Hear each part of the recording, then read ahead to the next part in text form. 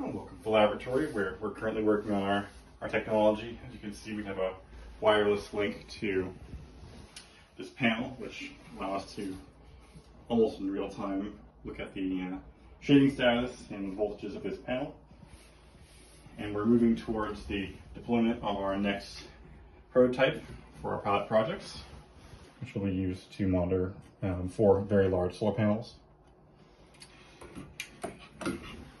And we plan on producing additional pilot modules in this facility here that we got going, which has all the necessary components to do small batch production for our electronics.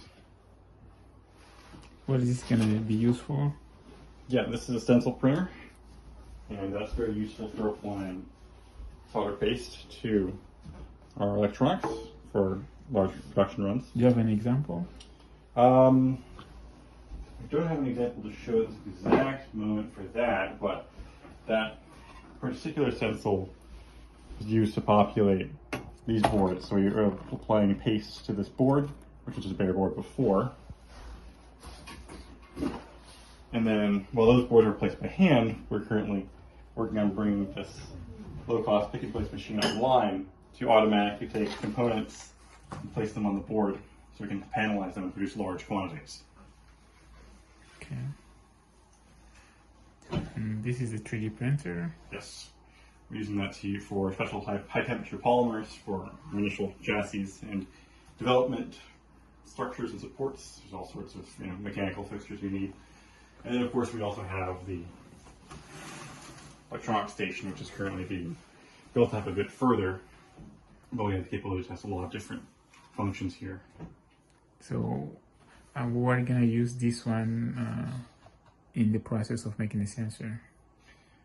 I mean, there's all sorts of different processes that we have to test. So, for example, for board bring-ups, we might use multiple power supplies.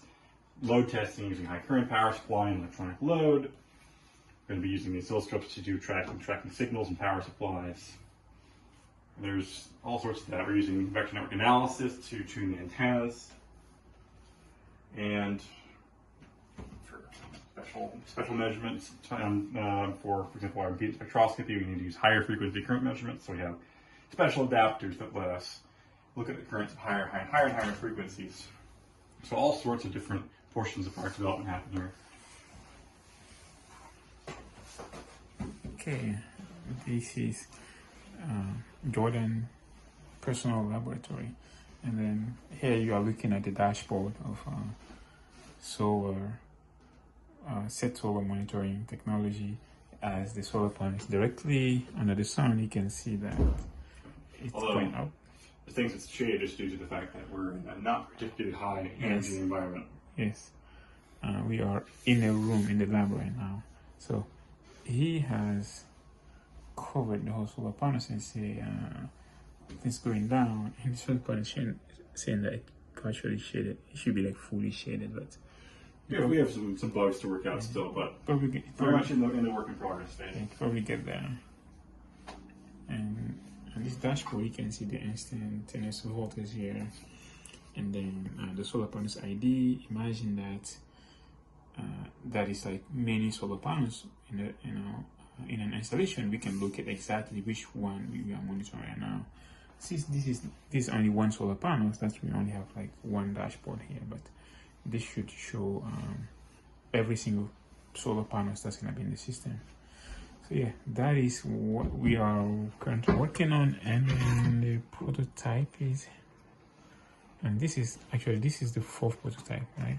Yeah, this is prototype number 4. You can see. So this is essentially we create our own development kit for our own technology as we're developing it, which is pretty interesting because usually you develop technology then develop a development kit, but since this is co-developing hardware and the software technology, we sort of had to build the development kits simultaneously. So we're actually hooking this entire array into this development kit for Texas Instruments, and we have our own custom electronics throughout this, and this is going to go in our small solar installation as a pilot. Cool.